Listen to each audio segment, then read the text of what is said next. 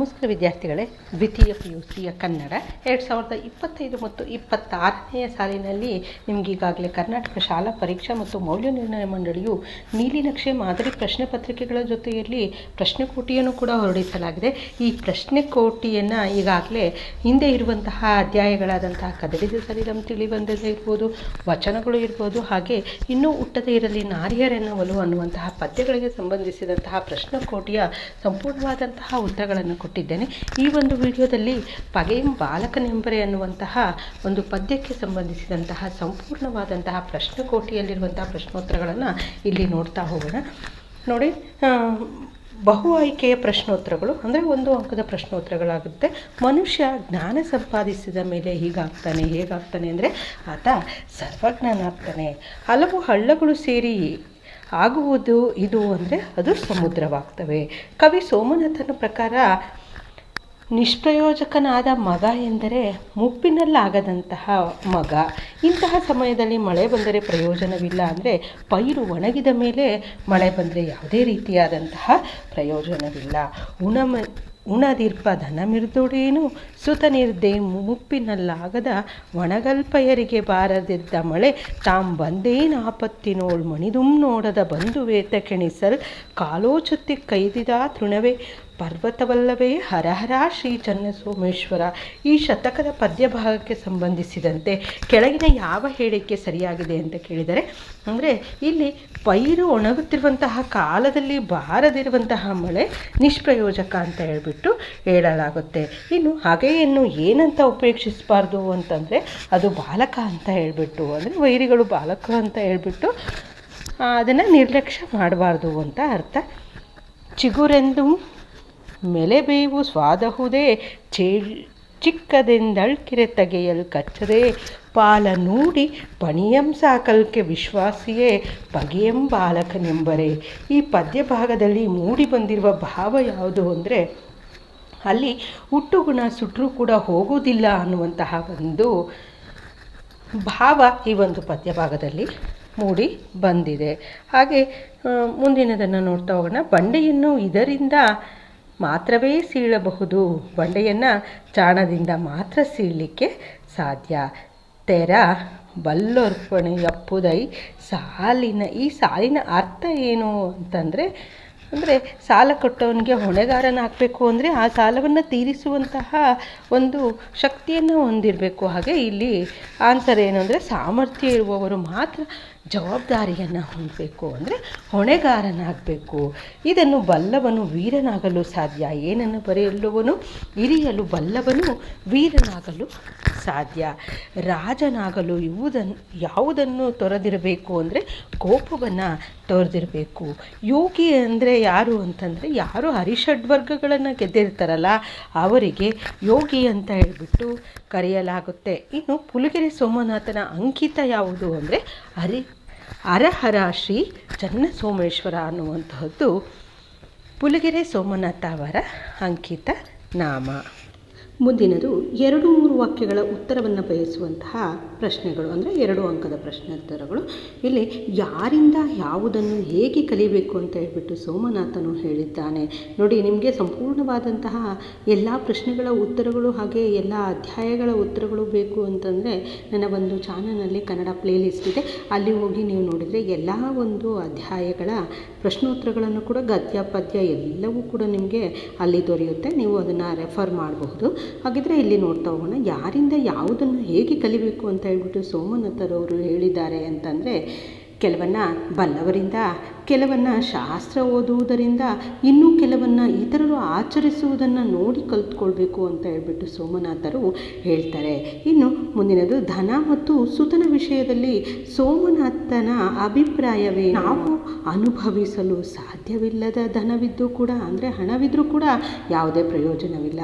ಅಂತೆಯೇ ಮುಪ್ಪಿನಲ್ಲಿ ತಂದೆ ತಾಯಿಗಳನ್ನು ಸಲಹದೇ ಇರುವಂತಹ ಮಗ ಆತ ನಿಷ್ಪ್ರಯೋಜಕ ಅಂತ ಹೇಳ್ಬಿಟ್ಟು ಅನ್ನಿಸ್ತಾನೆ ಅಂತ ಹೇಳ್ಬಿಟ್ಟು ಸೋಮನಾಥರು ಅಭಿಪ್ರಾಯವನ್ನು ಪಡ್ತಾರೆ. ಇನ್ನು ಮಳೆ ಮತ್ತು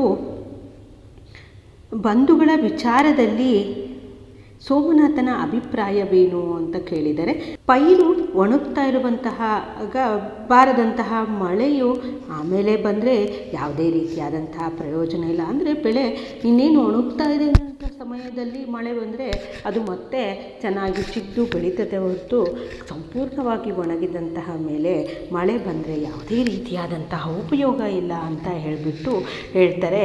ಹಾಗೆ ಅದೇ ರೀತಿ ಆಪತ್ಕಾಲದಲ್ಲಿ ಮಣಿದು ಬಂದಂತಹ ನೋಡದ ಬಂಧುಗಳು, ಅಂದರೆ ಆ ಬಂಧುಗಳು ಅವರು ಆರೋಗ್ಯ ಸರಿ ಇಲ್ಲದೆ ಇರುವಂತಹ ಸಂದರ್ಭದಲ್ಲಿ ಅಂತಹ ಒಂದು ಆಪತ್ಕಾಲದಲ್ಲಿ ಬಂದು ನೋಡದೇ ಇರುವಂತಹ ಬಂಧುಗಳು ಇದ್ದರೂ ಕೂಡ ಯಾವುದೇ ರೀತಿಯಾದಂತಹ ಪ್ರಯೋಜನ ಇಲ್ಲ ಅಂತ ಹೇಳ್ಬಿಟ್ಟು ಇಲ್ಲಿ ಸೋಮನಾಥರು ಅಭಿಪ್ರಾಯವನ್ನು ಪಡ್ತಾರೆ. ಇನ್ನು ರಾಜ ಮತ್ತು ಮಂತ್ರಿಗಳಿಗೆ ಯಾವ ಅರ್ಹತೆಗಳಿರಬೇಕು ಅಂತ ಸೋಮನಾಥರು ಹೇಳ್ತಾರೆ ಅಂತಂದರೆ, ರಾಜನಾದಂತಹವನು ಇತರರು ಏನಂದರೂ ಕೂಡ ಕೋಪವನ್ನು ತಾಳುವಂತಹವನಾಗಿರಬೇಕು. ಹಾಗೆ ನಾನಾ ಬಗೆಯ ಚಮತ್ಕಾರಗಳನ್ನು ಯಾರು ಹೊಂದಿರ್ತಾರಲ್ಲ ಅವರು ಮಾತ್ರ ಮಂತ್ರಿಯಾಗಲು ಸಾಧ್ಯ ಅಂತ ಹೇಳ್ಬಿಟ್ಟು, ನಾನಾ ಬಗೆಯ ಚಮತ್ಕಾರಗಳು ಅಂದರೆ ನಾನಾ ಬಗೆಯ ವಿದ್ಯೆಗಳನ್ನು ಅರಿತಿರುವಂತಹವನು ಮಾತ್ರ ಆತ ಮಂತ್ರಿಯಾಗಲಿಕ್ಕೆ ಸಾಧ್ಯ ಅಂತ ಹೇಳ್ಬಿಟ್ಟು ಹೇಳ್ತಾರೆ. ಇನ್ನು ಶುಚಿ ಮತ್ತು ಸ್ವಾದಗಳನ್ನು ಕುರಿತು ಸೋಮನಾಥರು ಏನು ಅಭಿಪ್ರಾಯ ಪಡ್ತಾರೆ ಅಂದರೆ, ಶುಚಿ ಎಂಬುವಂಥದ್ದು ವ್ಯಕ್ತಿಯ ಅಂತರಂಗಕ್ಕೆ ಸಂಬಂಧಿಸಿದ್ದು. ಹೊಟ್ಟೆಯಲ್ಲಿ ಕೆಸರನ್ನು ತುಂಬ್ಕೊಂಡ್ಬಿಟ್ಟು ದೇಹವನ್ನು ತೊಳೆದು ಅದು ತೊಳೆದ್ರೆ ಅದು ಹೋಗೋದಿಲ್ಲ, ಬದಲಿಗೆ ಅದು ಅಂತರಂಗದಲ್ಲಿ ಅದು ಕೆಸರಾಗಿರುತ್ತೆ ಅಂತ ಹೇಳ್ತಾರೆ. ಹಾಗೆ ಬೆಲ್ಲದ ಪಾನಕದಲ್ಲಿ ಬೇವಿನ ಬೀಜವನ್ನು ಅದ್ದಿದ ಮಾತ್ರಕ್ಕೆ ಅದು ತನ್ನ ಕಹಿಯನ್ನು ಗುಣವನ್ನು ಬಿಡೋದು. ಹಾಗೆ ನೋಡಿ, ಆದ್ದರಿಂದ ಲೋಕದಲ್ಲಿ ನಿರ್ಮಲ ಚಿತ್ತವೇ ಶುಚಿತ್ವ ಅಂತ ಹೇಳ್ಬಿಟ್ಟು ಸೋಮನಾಥರು ಹೇಳ್ತಾರೆ. ವೀರ ಮತ್ತು ಯೋಗಿಗೆ ಇರಬೇಕಾದಂತಹ ಒಂದು ಗುಣಗಳು ಏನು ಅಂತಂದರೆ, ಹೋರಾಡಬಲ್ಲಂತಹವನು ವೀರನಾಗಬೇಕು. ಹಾಗೆ ಯಾರು ಹರಿಷಡ್ವರ್ಗಗಳನ್ನು ಗೆಲ್ಲಬಲ್ಲವನಾಗಿರ್ತಾನೋ ಅವನು ಯೋಗಿ ಆಗಬೇಕು ಅಂತ ಹೇಳ್ಬಿಟ್ಟು ಕವಿಯು ವೀರ ಮತ್ತು ಯೋಗಿಯ ಬಗೆಗೆ ಅವರ ಗುಣಗಳನ್ನು ಕುರಿತು ಹೇಳಿರುವಂಥದ್ದನ್ನು ನೋಡಬಹುದಾಗಿದೆ. ಮುಂದಿನದನ್ನು ನೋಡೋಣ. ಸಾಂದರ್ಭಿಕ ವಿವರಣೆಯನ್ನು ಬಯಸುವಂತಹ ವಾಕ್ಯಗಳು ಕೆಲವೊಮ್ಮೆ ಬಲ್ಲವರಿಂದ ಕಲಿತು ಅನ್ನುವಂಥದ್ದು. ನೋಡಿ, ನೀವು ಈ ಒಂದು ಸಂದರ್ಭವನ್ನು ಬರೆದು ಸ್ವಾರಸ್ಯವನ್ನು ವಿವರಿಸಿ ಅಂದಾಗ ಪ್ರಾರಂಭದಲ್ಲಿಯೇ ಆ ಒಂದು ಪದ್ಯ ಯಾವುದು, ಪಗೆಯಂ ಬಾಲಕನೆಂಬರೆ ಅನ್ನುವಂತಹ ಒಂದು ಪದ್ಯವನ್ನು, ಈ ಒಂದು ಪದ್ಯವನ್ನು ಬರೆದಿರುವಂಥವರು ಪುಲಿಗೆರೆ ಸೋಮನಾಥ.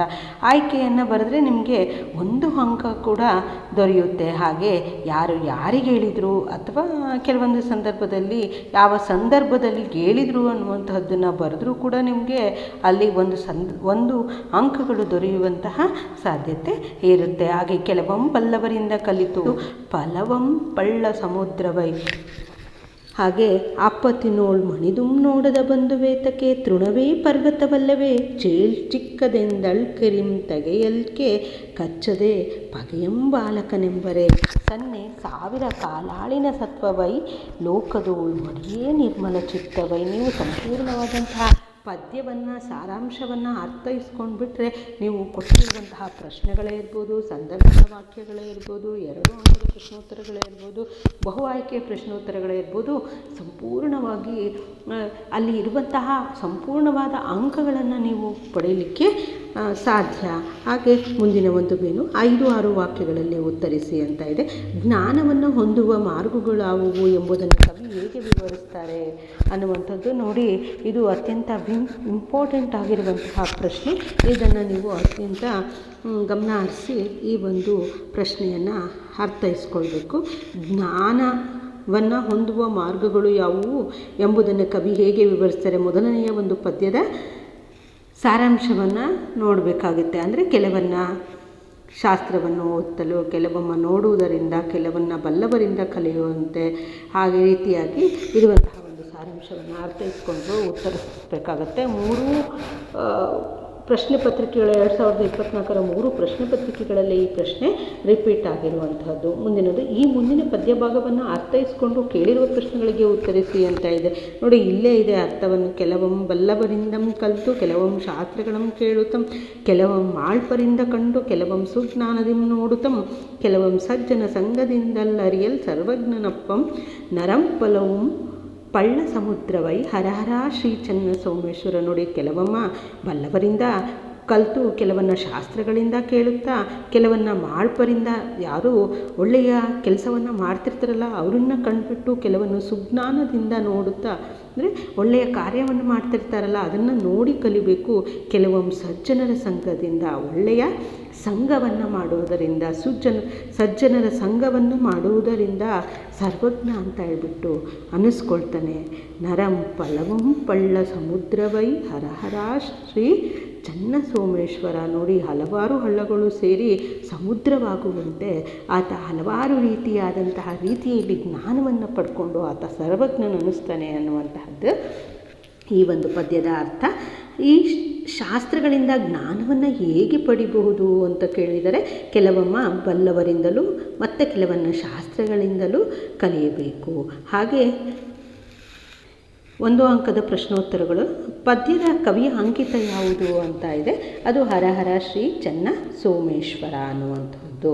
ಹಾಗೆ ಮನುಷ್ಯ ಯಾವಾಗ ಸರ್ವಜ್ಞನಂತ ಅನ್ನಿಸ್ಕೊಳ್ತಾನೆ ಅನ್ನುವಂಥದ್ದು, ಕೆಲವನ್ನ ಬಲ್ಲವರಿಂದ ಕಲಿತು ಕೆಲವನ್ನ ಶಾಸ್ತ್ರಗಳಿಂದ ಕೇಳುತ್ತಾ ಕೆಲವೊಮ್ಮೆ ಮಾಳ್ಪರಿಂದ, ಅಂದರೆ ಕೆಲವನ್ನ ಯಾರು ಮಾಡ್ತಿರ್ತಾರೆ ಒಳ್ಳೆಯ ಕೆಲಸವನ್ನು ಅವರಿಂದ ಕೊಡುವುದು, ಕೆಲವನ್ನ ಸುಜ್ಞಾನದಿಂದ, ಅಂದರೆ ಒಳ್ಳೆಯ ಜ್ಞಾನವನ್ನು ಸಂಪಾದಿಸಿದವರಿಂದಲೂ ಅವರು ಮಾಡುವಂತಹ ಕಾರ್ಯಗಳನ್ನು ನೋಡುತ್ತಾ ಕಲಿಬೇಕು.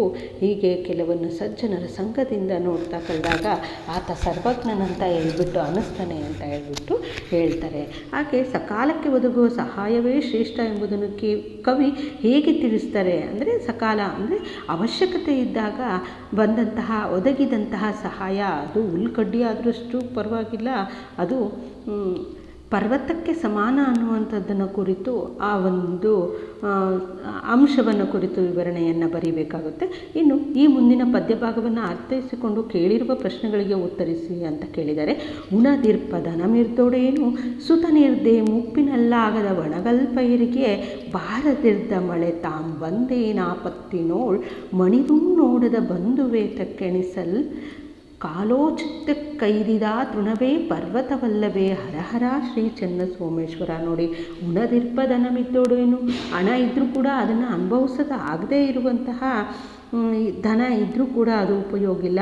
ಅದೇ ಮುಪ್ಪಿನಲ್ಲಾಗದಂತಹ ಮಗ ಇದ್ದರೂ ಕೂಡ ಉಪಯೋಗ ಇಲ್ಲ. ಹಾಗೆ ಒಣಗಲ್ಪೈರಿಗೆ ಬಾರದಿರ್ದ ಮಳೆ ತಾಂ ಬಂದೇನು ಆಪತ್ತಿ ನೋಡು, ಅಂದರೆ ಬೆಳೆ ಪೈರು ಅಂದರೆ ಬೆಳೆ ಇನ್ನೇನು ಒಣಗ್ತಾ ಇದೆ ಅನ್ನುವಂತಹ ಸಂದರ್ಭದಲ್ಲಿ ಮಳೆ ಬಂದರೆ ಅದು ಉಪಯೋಗನೇ ಹೊರತು, ಸಂಪೂರ್ಣವಾಗಿ ಒಣಗಿದ ಮೇಲೆ ಮಳೆ ಬಂದರೆ ಅದು ಯಾವುದೇ ಉಪಯೋಗ ಇಲ್ಲ ಅಂತ ಹೇಳ್ತಾರೆ. ಹಾಗೆ ಬಂದೇನಾಪತ್ತಿನೋಳ್ ಮಣಿದುಂ ನೋಡದ ಬಂಧುವೇತಕ್ಕೆ, ಅಂದರೆ ಯಾರು ಆಪತ್ಕಾಲದಲ್ಲಿರ್ತಾರಲ್ಲ ಅಂತಹ ಸಮಯದಲ್ಲಿ ಬಂಧುಗಳು ಬಂದು ಅವರನ್ನು ನೋಡದೇ ಇದ್ದರೆ, ಅವರ ಸಹಾಯನ ಮಾಡದೇ ಇದ್ದರೆ, ಆ ಬಂಧುಗಳು ಇದ್ದರೂ ಕೂಡ ಯಾವುದೇ ರೀತಿಯಾದಂತಹ ಉಪಯೋಗವಿಲ್ಲ. ಅದಕ್ಕೆ ಕಾಲೋಚತಿ ಕೈದಿದ ತೃಣವೇ ಪರ್ವತವಲ್ಲವೇ ಹರಹರ ಶ್ರೀ ಚೆನ್ನ ಸೋಮೇಶ್ವರ. ಅಂದರೆ ಆಪತ್ಕಾಲದಲ್ಲಿ ಆದಂತಹ ಒಂದು ಹುಲ್ಲಿನಷ್ಟು ಸಹಾಯವೂ ಕೂಡ ಅದು ಪರ್ವತಕ್ಕೆ ಸಮಾನ ಅಂತ ಹೇಳ್ಬಿಟ್ಟು ಸೋಮನಾಥ ಅವರು ಹೇಳ್ತಾರೆ. ಬೆಳೆಗೆ ಮಳೆ ಯಾವಾಗ ಬರಬೇಕು ಅಂತಂದರೆ, ಇನ್ನೇನು ಪೈರು ಒಣಗ್ತಾ ಇದೆ ಅನ್ನುವಂತಹ ಸಂದರ್ಭದಲ್ಲಿ ಮಳೆ ಬರಬೇಕಾಗುತ್ತದೆ. ಈ ಪದ್ಯದ ಕವಿಯ ಅಂಕಿತ ಯಾವುದು ಅಂದರೆ, ಹರಹರ ಶ್ರೀ ಚೆನ್ನ ಸೋಮೇಶ್ವರ. ಸಮಯಕ್ಕೊದಗುವ ಸಣ್ಣ ಸಹಾಯವೇ ದೊಡ್ಡ ಸಹಾಯ ಎಂಬ ಹೇಳಿಕೆಯನ್ನು ಸಮರ್ಥಿಸಿ ಅಂತ ಇದ್ದಾರೆ. ಈ ಒಂದು ಪದ್ಯದ ಸಾರಾಂಶವನ್ನು ಕುರಿತು ನಿಮ್ಮ 1-2 ಲೈನಲ್ಲಿ ಬರೀಬೇಕಾಗುತ್ತೆ. ಯಾವ ಸಂಗತಿಗಳನ್ನು ಉಪೇಕ್ಷಿಸಬಾರದಾಗಿ ಸೋಮನಾಥರು ಹೇಳ್ತಾರೆ ಅನ್ನುವಂಥದ್ದು, ವೀರಮಂತ್ರಿ ರಾಜ ಮತ್ತು ಯೋಗಿಗಳಿಗೆ ಇರಬೇಕಾದ ಅರ್ಹತೆಗಳೇನು ಅಂತ 2 ಅಂಕದ ಪ್ರಶ್ನೋತ್ತರಗಳಿಗೆ ಸಪ್ರೇಟ್ ಆಗಿರುವಂತಹ ಪ್ರಶ್ನೆ ಇದೆ. ವೀರ ಮತ್ತು ಮಂತ್ರಿಗೆ ಇರಬೇಕಾದಂತಹ ಅರ್ಹತೆಗಳೇನು, ಹಾಗೆ ರಾಜ ಯೋಗಿಗೆ ಇರುವಂತಹ ಅರ್ಹತೆಗಳೇನು ಇದೆಯಲ್ಲ ಅವುಗಳನ್ನು ಕುರಿತು ಬರೀಬೇಕು. ನಿರ್ಮಲ ಚಿತ್ತದ ಅಗತ್ಯವನ್ನು ಸೋಮನಾಥ ಕವಿ ಹೇಗೆ ನಿರೂಪಿಸಿದ್ದಾರೆ ಅನ್ನುವಂಥದ್ದು. ಹಾಗೆ ಮುಂದಿನದು, ಈ ಮುಂದಿನ ಪದ್ಯಭಾಗವನ್ನು ಅರ್ಥೈಸಿಕೊಂಡು ಕೇಳಿರುವ ಪ್ರಶ್ನೆಗಳಿಗೆ ಉತ್ತರಿಸಿ ಅಂತ ಕೇಳಿದರೆ, ಪೊಡೆಯೋಳ್ ತುಂಬಿರೆ ಪಂಕ ಮೇಲೆ ತೊಳೆಯಲ್ ತಾಂ ಶುದ್ಧ ನೀನಪ್ಪನೆ ಕಡುಪಾಪಂ ಬಲುಮೀಯಲಾತ ಶುಚಿಯೇ ಕಾಕಾಳಿ ತಾಮೀಯದೆ ಗುಡುಪಾನಂಗಳೊಳದೆ ಬೇವಿನ ಫಲಂ ಸ್ವಾದಪ್ಪುದೇ ಲೋಕದೋಳ್ ಮಡಿಯೇ ನಿರ್ಮಲ ಚಿತ್ತವೈ ಹರಹರ ಶ್ರೀ ಚೆನ್ನ ಸೋಮೇಶ್ವರ. ನೋಡಿ ಇಲ್ಲಿ ಪದ್ಯದ ಅರ್ಥವನ್ನು ಮೊದಲು ಅರ್ಥೈಸ್ಕೊಂಡು ಮೇಲೆ ಕಾಣುವಂತಹ ಒಂದು ತಳುಕು ಬಳುಕಿಗೆ ಗಿಂತ ಒಳಗಿನ ಅಂತರಂಗದ ಶುದ್ಧಿ ಮುಖ್ಯ ಅನ್ನುವಂತಹದ್ದನ್ನು ಇಲ್ಲಿ ಕವಿ ವಿವರಿಸ್ತಾ ಇರ್ತಾರೆ.